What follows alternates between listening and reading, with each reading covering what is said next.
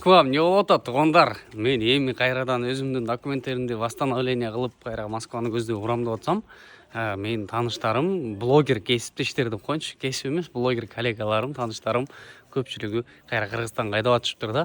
Мына кээ биркилери по своей воле, кээ биркилерин уже мен сыяктуу эле документтерин нетип болгону үчүн бияка айдап атышыптыр да. Вот ошого азыр менде наоборот вопрос, мен кайра Кыргызстанга калсамбы же Москваны уруп кете берсемби депчи. Негизи барып алгандан кийин документтерди чек-чейтип сонун кылып туруп жүрө берсе болот. Но биз ушул документтерди кылбайбыз. Анан баягы керектүү моментте келип туруп кармаганда алар жаман көрүп калабыз да. Вот ошон үчүн бул ирет кайра барганда документтерди чек-чейтем дагы, анан кийин до конца жүрөм көрөсөм. Азырынча Кыргызстандамын, такси пока кыла элекмин.